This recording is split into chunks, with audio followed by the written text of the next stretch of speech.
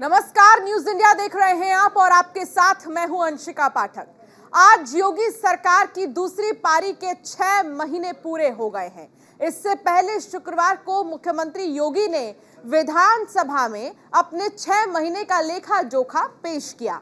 इन 6 महीनों में महिला सशक्तिकरण से लेकर अपराधियों पर शिकंजा कसने जैसे कई महत्वपूर्ण काम योगी सरकार ने किए हैं। इसके अलावा योगी सरकार ने विधानसभा में एक ऐसा बिल पारित किया है जिसके बाद उत्तर प्रदेश में अपराधियों, दंगाइयों और बलवाइयों की खैर नहीं।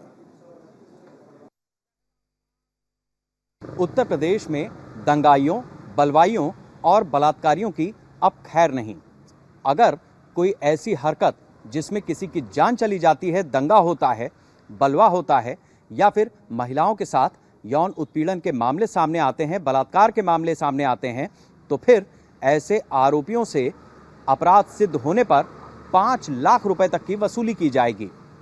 उत्तर प्रदेश विधानसभा ने सीआरपीसी कानून में बदलाव करते हुए इस विधेयक को पास कर दिया है।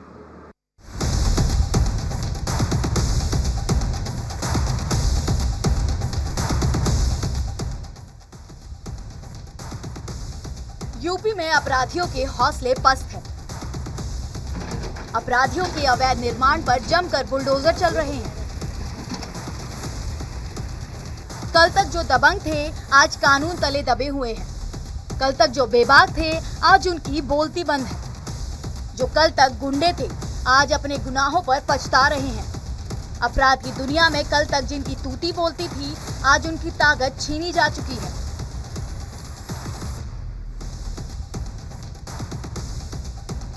दंगाइयों और बलात्कारियों पर अब उत्तर प्रदेश सरकार में कानून का शिकंजा और कस गया है।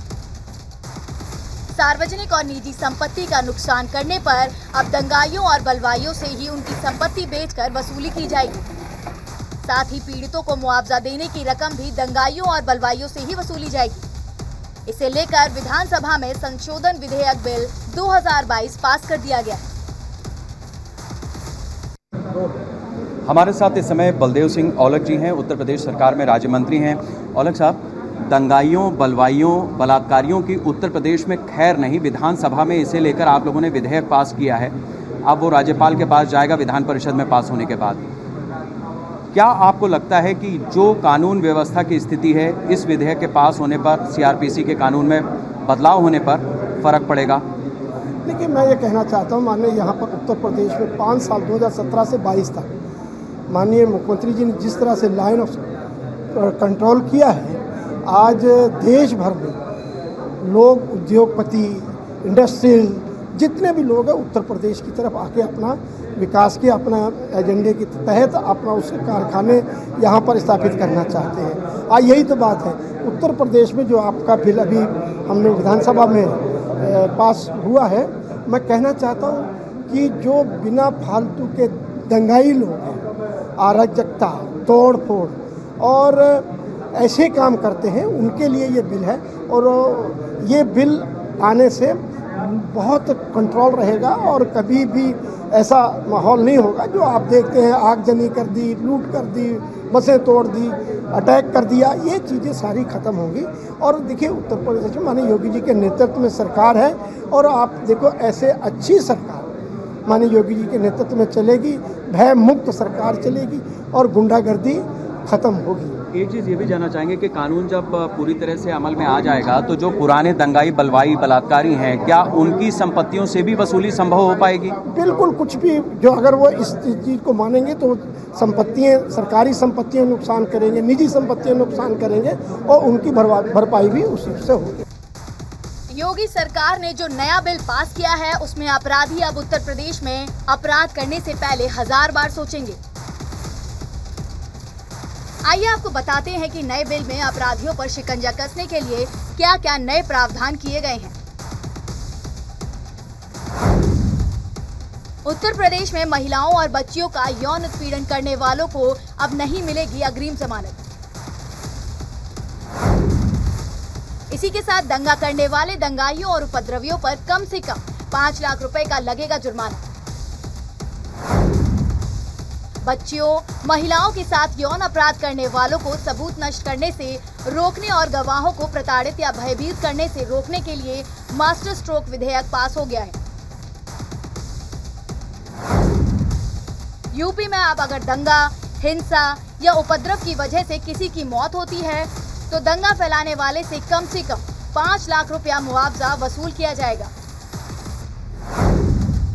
साथ ही पीड़ित परिवार चाहे तो दंगाई से इससे ज्यादा पैसा भी मुआवजे के तौर पर मांग सकता है।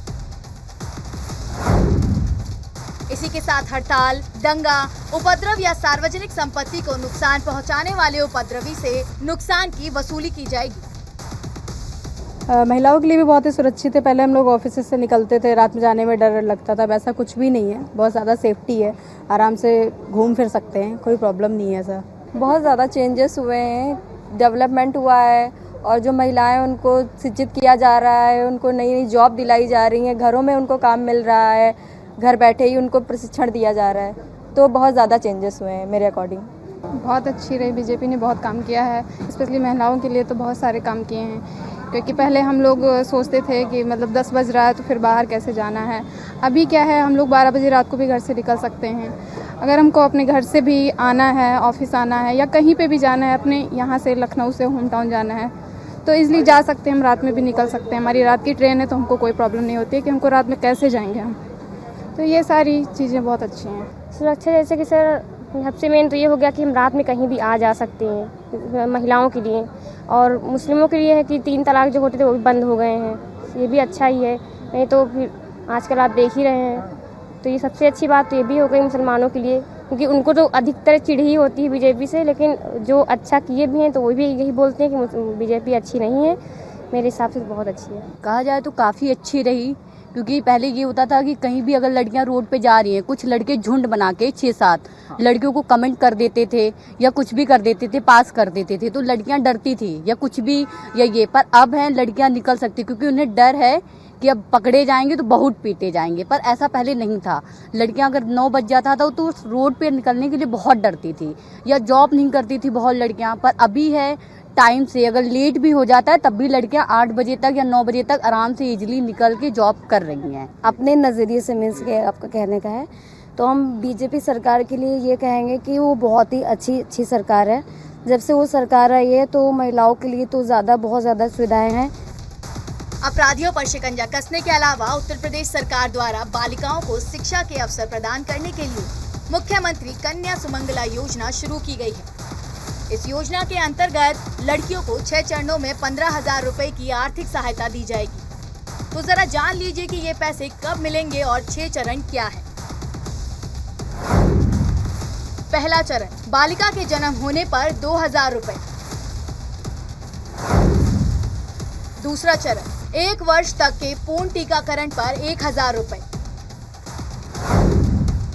तीसरा चरण, कक्षा 1 में प्रवेश पर 2,000 रुपए। चौथा चरण, कक्षा 6 में प्रवेश पर 2,000 रुपए। पांचवा चरण, कक्षा 9 में प्रवेश पर 3,000 रुपए। छठा चरण, 10वीं या 12वीं उत्तीर्ण करके स्नातक या 2 वर्षीय या अधिक अवधि के डिप्लोमा कोर्स में प्रवेश पर 5,000 रुपए। इस नए बिल से तो एकदम साफ है कि योगी सरकार ने अपराध और अपराधियों पर जीरो टॉलरेंस की नीति अपना ली है। इसके अलावा योगी सरकार महिलाओं की सुरक्षा और उनकी शिक्षा के प्रति भी गंभीर दिख रही है। कानून व्यवस्था और महिला सुरक्षा को लेकर योगी सरकार का चाहे पहला कार्यकाल हो या फिर दूसरा, हमेशा से सख्ती बरती गई है। बावजूद इसके कई बार उपद्रवियों ने पत्थरबाजी, इसके साथ साथ निजी और लोक संपत्ति का नुकसान किया है। इसे लेकर योगी सरकार पूरी तरह से गंभीर है। अब लोक एवं निजी संपत्ति क्षति वसूली अधिनियम को विधानसभा में पारित कर सरकार ने अपनी मंशा जाहिर कर दी है कि ऐसे उपद्रवी तत्वों से सरकार सख्ती से निपटेगी और जो पीड़ित परिवार होगा उसको भी भरपूर मुआवजा दिया जाएगा। वसूली उसी व्यक्ति से होगी जो आरोपी होगा और उस पर आरोप सिद्ध होगा। हरिराम के साथ शेखर त्रिवेदी, न्यूज़ इंडिया, लखनऊ।